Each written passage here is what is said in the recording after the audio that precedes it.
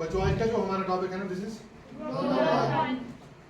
ठीक है, global warming. ठीक है, साथ में इसका सब टाइटल जो है that is a catastrophe in the making. ठीक है, देखो बेटा, जब मैं अगर हम सबसे पहले हमारा जो थर्ड चैप्टर है क्लोज का, ये इंग्लिश का आपका थर्ड चैप्टर है, आपको सबसे पहले जो नाम है ना इसका टॉपिक का टाइटल है, इसको हम वर्ड बाय वर्ड सीखेंगे है क्या। ठीक है, डायरेक्ट नीचे नहीं जाएंगे। ठीक है, तो ग्लोबल जो है, ग्लोबल देखो आपने सुना होगा ग्लोब, क्या सुना होगा? ग्लोब। ग्लोब क्या होता है? एक मॉडल ऑफ अर्थ, है ना? आप ज्योग्राफी में पढ़ते हैं। ठीक है, मॉडल ऑफ अर्थ, किसको मॉडल हुआ? मतलब क्या उसको, ग्लोब को मतलब क्या है? ग्लोब को मतलब क्या है? ग्लोब का मतलब है उसका पूरी अर्थ होगी, पूरी दुनिया होगी। ठीक है, समझेगा? वर्ल्ड होता है पूरा। ठीक, अब आपको हमेशा ये ध्यान रखना है कि जब भी आप ग्लोबल टर्म देखेंगे, ग्लोबल, इसका मतलब इसकी नेक्सस जो है पूरे वर्ल्ड के साथ होने वाली है। समझे बात? ग्लोबल का मतलब क्या है? पूरी दुनिया के। जब भी आप बोलोगे कोई ग्लोबल चीज है, मतलब ग्लोबल इसको असर है, ग्लोबल इफेक्ट है, या ग्लोबल जो के ट्रेंडिंग है, दैट मींस ग्लोबल को मतलब पूरा वर्ल्ड ना, इसकी नेक्सस के साथ होगी पूरा वर्ल्ड, सब पूरे वर्ल्ड के साथ होगी इसकी नेक्सस। ठीक है, हम ग्लोबल देखते हैं। ठीक है बेटा, ग्लोबल याद है आपको? ठीक, अब वार्म किस तरह की? गर्म होने, गर्मी। ठीक है, वार्मर डेज आर कमिंग, हम बोलते हैं ना, warmer days are coming in the next month. अभी तो ये जब आज इंसेंसिव ट्रेंड्स जो हैं उनकी वजह से तो टेंपरेचर डाउन है, लेकिन आ जाने चाहिए थे आज गर्म दिन। ठीक है, आ रही है ना, अब समर आ रहा है ना, समर। ये अब कौन सा मौसम आ रहा है? समर सीजन आ रहा है ना। ठीक है, उसके पहले जो स्प्रिंग था, अब समर आएगा, फिर विंटर्स आएंगे, फिर फॉल आएगा, है ना, ऑटम जिसे बोलते हैं। ठीक, फिर विंटर आएंगे। ठीक, तो वार्मिंग का मतलब देखो, अब ग्लोबल वार्मिंग का मतलब है पूरे ग्लोब का गर्म हो जाना। अब ये चीज आपको ध्यान रखनी है। देखो, ग्लोबल वार्मिंग का मतलब है पूरा दुनिया को गर्म होना। मतलब क्या है? अगर आज दिन में पूरे वर्ल्ड में धूप होगी, मिसाल के तौर पर हम बोलते हैं पूरे वर्ल्ड में टेंपरेचर ठीक होगा, वो ग्लोबल वार्मिंग होगी? ये हम लेते हैं ओवरऑल, या फिर एवरेज। हम बोलते हैं पिछले 10 साल में जो एवरेज टेम्परेचर था वो 2 डिग्री चढ़ गया, पिछले 20 साल में 2 डिग्री चढ़ गया। आपको ये याद रखना है, ग्लोबल वार्मिंग का मतलब ये नहीं कि टेम्परेचर होगा ग्लोबल वार्मिंग होगी।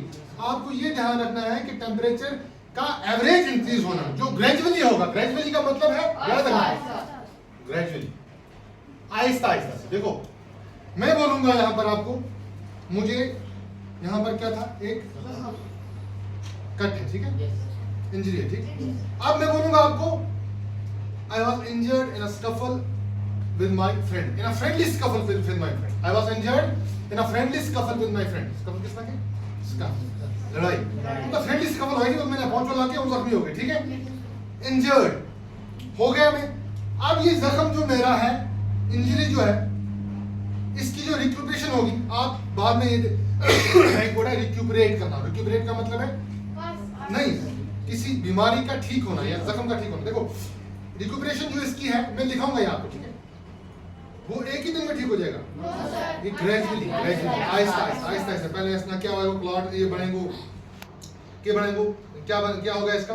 पहले तो जो ब्लड मुझे कट होगा, ब्लड आएगा पहले। ठीक है, फिर ब्लड रुक जाएगा। ठीक है, फिर आहिस्ता क्लॉट बनेगा यहाँ पर, आराम से मेरा जख्म ग्रेजुअली ठीक हो जाए। ग्रेजुअली आएगा। जमीन की पूरी अर्थ की टेम्परेचर का ग्रेजुअल इंक्रीज होना, क्या इंक्रीज होना? ग्रेजुअली इंक्रीज होने को ग्लोबल वार्मिंग कहते हैं। ठीक है, समझे बात? ग्लोबल वार्मिंग, पूरी अर्थ का टेम्परेचर इंक्रीज होना। बट ये आपको हमेशा याद रखना है, you have to understand this concept, you have to always remember that कि this increase in temperature is overall increase in temperature or gradual increase in temperature. ठीक है? ठीक है ना? इंस्टेंट नहीं है भाई, अभी हो गया इंक्रीज तो ग्लोबल वार्मिंग है, वो नहीं। ये आपको बहुत ध्यान से याद रखना। ठीक है, ग्लोबल वार्मिंग का overall average increase in temperature. Number second thing is a catastrophe in the making. क्या बात? Catastrophe in the making. देखो बेटा, कैटास्ट्रॉफी की तबाही या डिजास्टर, किसना की? Disaster. Disaster Kisna? Disaster. Disaster Kisna की? अर्थ तो क्या है ना?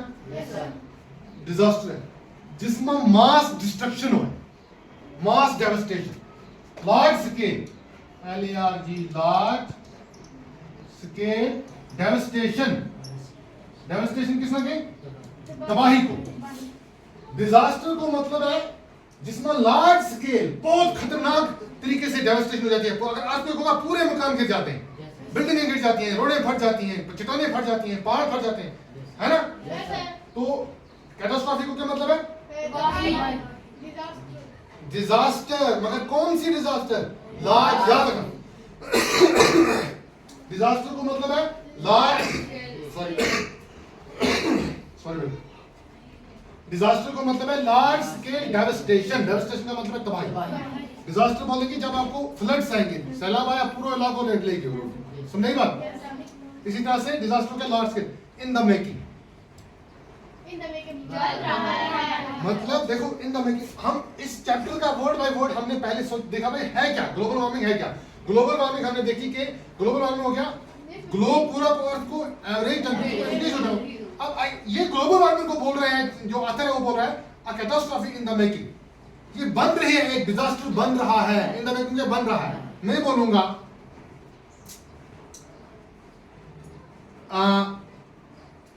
ये बोलूंगा मैं, Shakibul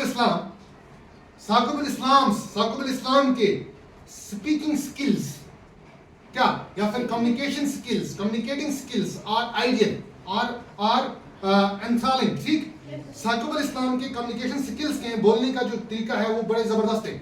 Therefore, there are maximum chances that he is, ये है या वो है, he is एक लीडर और ओरेटर इन द मेकिंग। मतलब ये एक ओरेटर बन रहा है, तैयार हो रहा है, इन द मेकिंग। याद है? Yes, sir. अब मुझे बोलो, ग्लोबल वार्मिंग तो एवरेज टेंपरेचर इंक्रीज का अर्थ होना है। अब इन द मेकिंग का मतलब है कैटास्ट्रॉफी का डिजास्टर। ठीक है, कैटास्ट्रॉफी जो है डिजास्टर। इन द मेकिंग का मतलब है जो बन रहा है।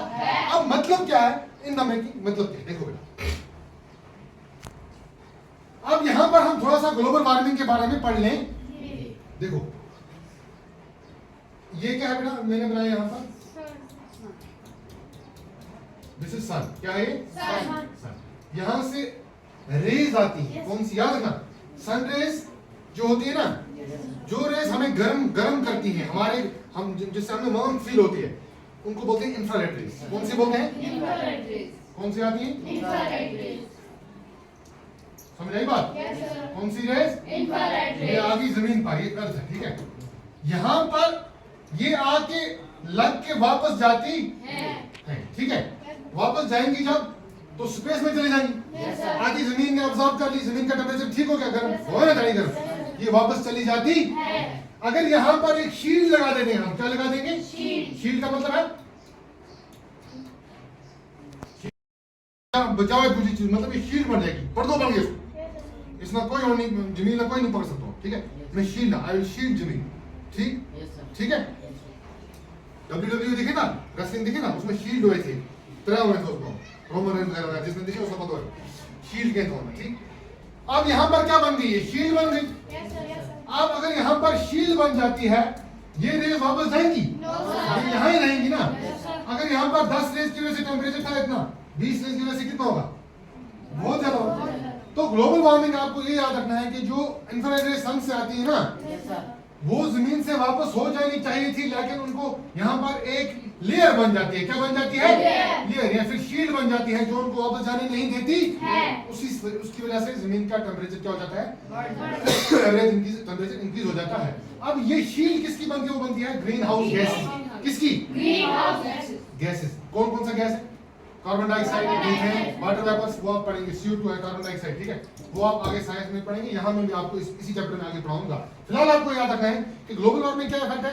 ग्लोबल वार्मिंग को मतलब है जो इंफ्रारेड रेज आती हैं, जो सन रेज आती हैं, वो जमीन पर लगकर वापस होने के बजाय वहां ही उसको एक शील्ड बन जाती है गैसेस की, वो वहां ही रुक जाती हैं। इस इफेक्ट को बोलते हैं, जिससे ग्लोबल वार्मिंग होती है, जिससे ये रेज यहाँ ही रहती है, इसको बोलते हैं ग्रीन हाउस इफेक्ट। क्या बोलते हैं? Greenhouse effect. क्या बोलते हैं? Greenhouse effect. क्या बोलते हैं बेटा? Greenhouse effect. Greenhouse house Effect.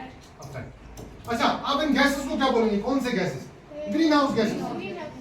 Green house, इन गैसेस की वजह से ही गर्मी होती है ना। Yes, sir. शील्ड कौन बनाता है? शील्ड गैसेस बनाते हैं ना।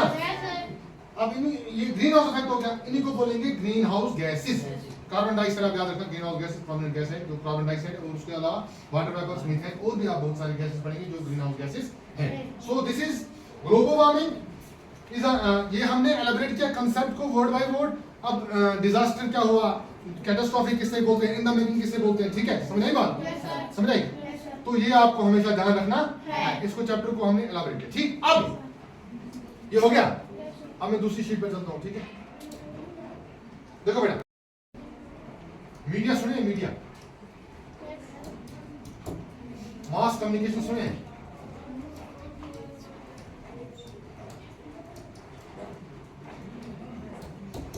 मास कम्युनिकेशन सुने? कम्युनिकेशन किस तरह की? कम्युनिकेशन मतलब जो हम मैसेज एक दूसरे को देते हैं, कम्युनिकेट करते हैं, ठीक है? Yes, sir. अपने जो व्यूज हमारे एक दूसरे तक पहुंचाते हैं वो कम्युनिकेशन है, ठीक है? किस मीडियम के तहत पहुंचाते हैं वो अलग बात है, लेकिन कम्युनिकेशन ये है, ठीक। मास किसको बोलते हैं? एक टर्म है मास, क्या है? Mass communication.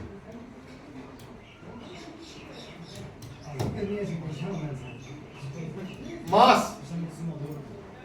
मास देखो, एक होगी मासी, मास, दूसरी होगी चिचो मास, वो भी ना। एक मास को मतलब है मुझ सारा लोग, जिस वक्त हम मुझ सारा लोगों ने कठी कोई चीज दे ना, अगर पूरी गणना का लोग है ना, मास, ये कहेंगे मास इंफॉर्मेशन दी थी हमने मास डेमोन्स्ट्रेशन होगी, पूरी मास तबाही। मास को मतलब है सब ना, मास ही कम्युनिकेशन है ना। मास को मतलब है सबको, जहां में जिसमें सब इंक्लूड होते हैं, याद रखिएगा। कम्युनिकेशन को मतलब है मैसेज देना। अब मास कम्युनिकेशन का मतलब है किसको मैसेज देना? सबको मैसेज देना, ठीक है? सबको मैसेज मिला। अब इसी में मीडिया आते हैं, दो किस्म की मीडिया होती है। ये आप दिमाग में रखना, इसको घर जाके एक बार रिवाइज कर लेना, आराम से पढ़ना, आपको याद हो जाएगा, कोई जरूरी नहीं है दोबारा 10 बार पढ़ने की, ठीक है? कम्युनिकेशन याद है? मैसेज देना। मास हो गया सबको देना, मास एक में नहीं, मास सब, कोई भी काम मास करेगा तब दैट मींस उसमें सब आ रहे हैं, ठीक है? तो एक होती है electronic media, one thing is, मैं आप लोगों के यहां पर क्या काम है इसका मैं बताऊंगा, electronic media. Second thing is print media.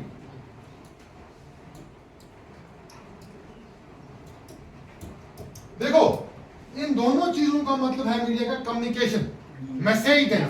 क्या देना? मैसेज। खबर देना।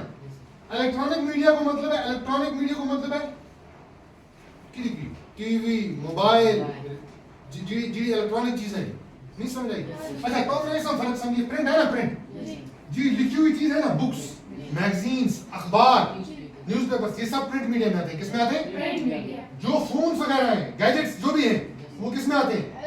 इलेक्ट्रॉनिक में। आपको बोलेगा भाई टीवी किस मीडिया में आती है? इलेक्ट्रॉनिक मीडिया में। टेलीविजन किस में आता है? Electronic media. अब ये दो चीजें आप अपना मास भी याद रखना। मैं बोलूंगा भाई मैंने यहाँ पर ये क्यों लिखा, मैंने यहाँ पर इसलिए लिखा है क्योंकि जो आप ग्लोबल वार्मिंग जो कंसेप्ट है ना, ये आपने इन मीडिया पर हमेशा सुना होगा। ग्लोबल वार्मिंग हो रही है, ग्लोबल वार्मिंग की वजह से फ्लड्स आ गई है ना, सोइल इरोजन हो गया, मतलब ऐसा कम हो गया जो इंसान एक्सपेक्ट करते नहीं, मतलब अनटाइमली रेन्स हुए, ठीक है? उस वक्त बारिश है, उसको बारिश नहीं होनी चाहिए, इतना बहुत टेम्परेचर नहीं होना चाहिए, ठीक है? इलेक्ट्रॉनिक मीडिया, प्रिंट मीडिया याद रहेगा, समझिए बात? ये टर्म मास ग्लोबल वार्मिंग जो है ये आप यहाँ पर पढ़ोगे हमेशा, किसमें? इलेक्ट्रॉनिक मीडिया में हो, प्रिंट मीडिया में। बस